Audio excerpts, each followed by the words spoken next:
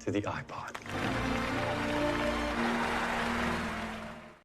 Halo semuanya, selamat datang di channel Cerita Film. Pada video kali ini saya akan membahas sebuah film kisah nyata yang sangat menginspirasi berjudul Job yang rilis pada tahun 2013. Film ini mengisahkan tentang perjuangan Steve Jobs mendirikan perusahaan Apple. Sebelum saya lanjut ke alur ceritanya, saya ingatkan teman-teman untuk subscribe agar tidak ketinggalan alur cerita film lainnya dari channel ini. Dan inilah alur cerita selengkapnya. Film ini dimulai pada tahun 1974 di kampus Reed College. Hidup Steve Jobs saat itu benar-benar tak beraturan. Ke kampus hanya dengan kaki ayam, rambut tanpa disisir, tidak mandi. Begitulah keseharian Steve saat itu. Sampai di halaman kampus, ia pun bertemu dengan seorang dekan. Dekan tersebut berpesan agar Steve tidak meninggalkan kampus dan boleh mengikuti beberapa mata kuliah kesukaannya, karena Steve merupakan mahasiswa yang sangat jenius. Saat itu Steve baru saja di drop out dari kampusnya karena tidak mampu membayar biaya kuliah. Steve muda juga punya kebiasaan buruk lainnya, yaitu menggunakan narkoba dan seks bebas. Hingga sewaktu-waktu ia pun merasakan hidupnya kosong tanpa tujuan. Sering menangis jika ingat masa kecil pernah ditelantarkan oleh orang tuanya, hingga ia pun diadopsi oleh orang lain. Akhirnya Steve pun memutuskan melakukan perjalanan spiritual ke India mencari jati diri untuk bertemu seorang biksu ditemani oleh sahabatnya bernama Daniel. Biksu tersebut mengatakan kepada Steve, kesederhanaan akan melepaskan kita dari dunia yang rumit. Kata-kata inilah yang membuat kehidupan Steve menjadi lebih baik. Pulang dari sana, Steve bekerja di sebuah perusahaan pengembang game bernama Atari. Di tempat kerjanya, Steve sering berselisih pendapat dengan karyawan lainnya. Misalnya, saat Steve menginginkan perusahaan tersebut membuat game berwarna, karyawan lain tetap ingin mempertahankan game seperti biasanya, yaitu game hitam putih. Hingga akhirnya kepala perusahaan datang dan bilang ke Steve kalau karyawan di situ pada mengeluh semua bekerja dengan Steve karena permintaannya kadang-kadang tidak masuk akal. Hingga akhirnya Steve pun meminta proyek sendiri kepada bosnya untuk membuat game berwarna terbaik yang pernah ada di perusahaan tersebut. Dan bosnya bilang jika ia mampu dan gamenya bagus, ia akan memberikan bonus sebesar $5.000 untuk Steve. Steve pun menghubungi temannya bernama Woz untuk meminta bantuan. Woz sendiri merupakan teknisi komputer yang sangat jenius. Singkat cerita, dalam 4 hari game tersebut selesai dan hasilnya pun sangat memuaskan, dan Steve mendapatkan bonus seperti yang telah dijanjikan. Suatu hari, Steve kembali ke rumah Woz dan di sana ia melihat komputer rumahan yang dirakit sendiri oleh Woz. Saat itu, komputer hanya bisa digunakan di jaringan perkantoran. Namun, komputer buatan Woz bisa dioperasikan di rumah dengan menghubungkan ke kabel televisi. Menurut Steve, komputer buatan Woz sangatlah luar biasa. Steve pun mengajak Woz untuk mencari investor agar komputer tersebut bisa diproduksi untuk dipasarkan. Namun, Woz sendiri sangat pesimis. Tapi Steve yang jago bicara berhasil meyakinkan Woz dan mereka pun sepakat untuk mencari investor. Di tengah perjalanan mereka pun berdiskusi tentang nama-nama yang cocok untuk komputer tersebut. Setelah berdiskusi, akhirnya Steve menamakan komputer tersebut dengan Apple Computer. Menurut Steve, Apple merupakan buah yang sederhana namun penuh dengan kreativitas. Sampai di sana, Woz pun menjelaskan satu persatu tentang komputer rumahannya. Sayangnya, tidak ada satupun dari mereka yang tertarik dengan komputer tersebut. Namun, di saat mereka mau pulang, ternyata ada satu orang pemilik toko spare part komputer bernama Paul yang tertarik dengan komputer mereka. Dan Paul mempersilahkan Steve datang ke toko komputernya. Dan Steve pun datang melakukan negosiasi dengan Paul. Dan Paul saat itu memesan 50 unit komputer dengan harga $500 per unitnya. Selanjutnya Steve dan Woz pun menggunakan garasi rumah orang tua angkat Steve untuk merakit Apple Computer One atau Apple generasi pertama. Saat itu Steve juga meminta bantuan kepada 3 temannya yang lain yang berprofesi sebagai teknisi untuk membantu. Mereka bernama Bill, Daniel, dan Chris. Mereka pun mengerjakan Apple komputer pertamanya bersama-sama. Setelah 2 bulan, Apple komputer pertama selesai sebanyak 50 unit. Sukses dengan Apple pertamanya, Steve mulai membuat komputer Apple generasi kedua. Dalam pembuatannya, Steve kembali merekrut seorang teknisi bernama Hall untuk membantunya. Hall ditugaskan untuk merancang ulang power supply boardnya dan menempatkan kipas angin di dalamnya. Ternyata, Komputer zaman dulu kipasnya ada di luar dan suaranya sangat berisik.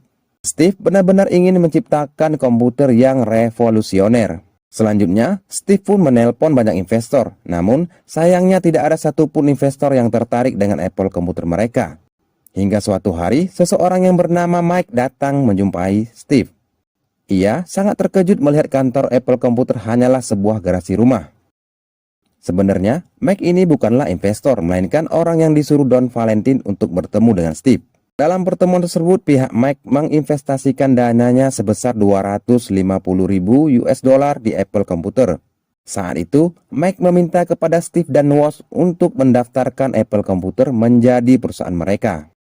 Singkat cerita, setelah mendapatkan investor pada tahun 1977 di San Francisco, sang revolusioner Apple komputer generasi kedua resmi di-launching. Kantor Apple komputer yang dulunya hanyalah garasi rumah kini telah berubah menjadi kantor yang modern, megah dengan sistem yang sangat profesional.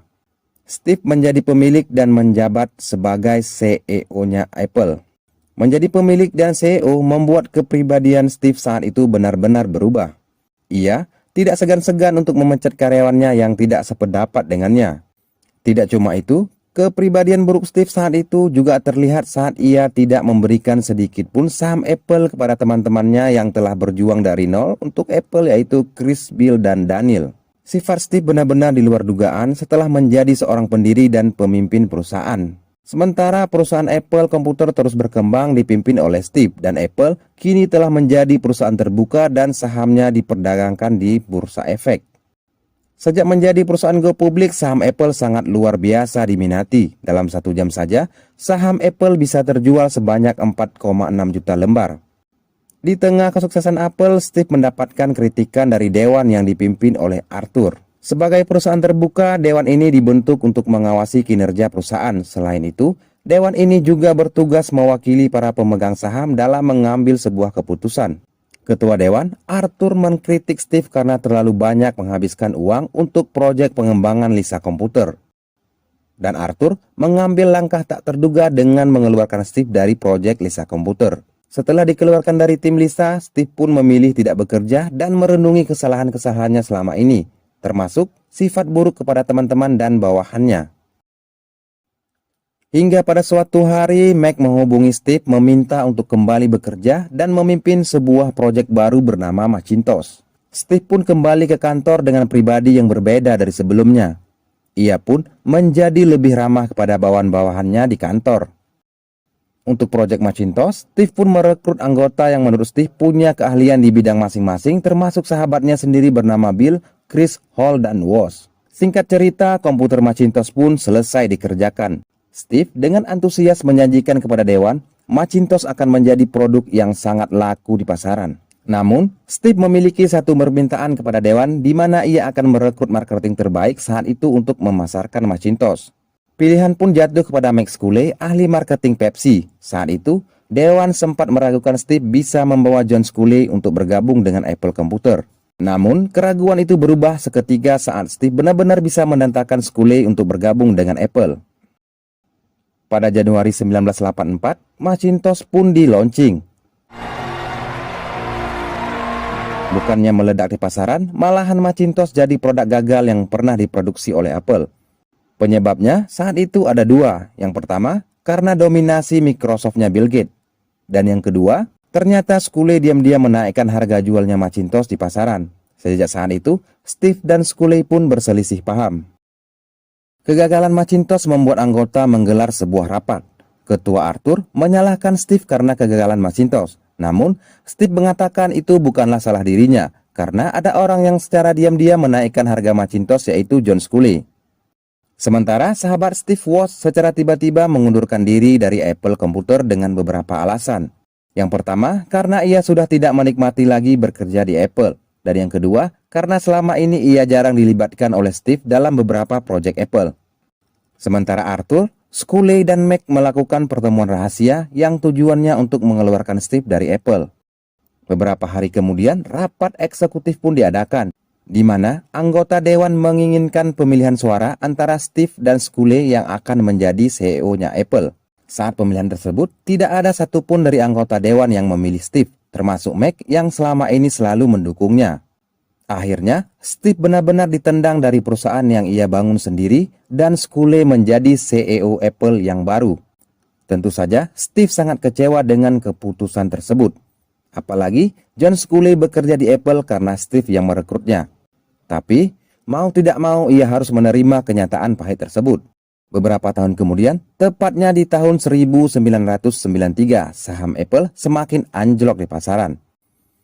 Hal ini membuat CEO Apple, John Sculley pun dipecat.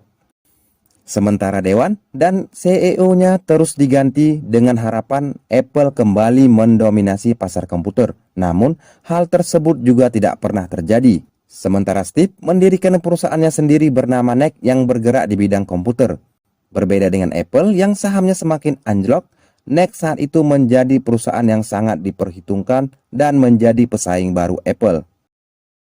Di tahun 1996, CEO Apple Computer saat itu Gil Amelio menjumpai Steve dan mengajaknya kembali bergabung dengan Apple. Menurut Gil, Steve merupakan orang yang tepat untuk menyelamatkan Apple karena penjualannya yang buruk dan sahamnya yang terus anjlok. Dan akhirnya, setelah sekian lama, Steve kembali menjadi CEO Apple untuk kedua kalinya. Sejak Steve kembali, ia melakukan beberapa perubahan termasuk mengeluarkan anggota dewan yang bisa menghambat pekerjaannya, termasuk Mac yang pernah menendangnya dari Apple. Selain itu, Apple Computer Inc. diganti namanya menjadi Apple Inc., di mana produknya tidak hanya berfokus kepada komputer saja. Beberapa tahun kemudian, tepatnya di tahun 2000, Apple mengeluarkan iPod yang sangat laku di pasaran. Berkat penjualan iPod, saham Apple kembali naik secara perlahan-lahan. Di tahun 2007, Apple mengeluarkan iPhone yang saat ini masih menjadi smartphone terbaik. Dan di tahun 2010, Apple mengeluarkan produknya bernama iPad.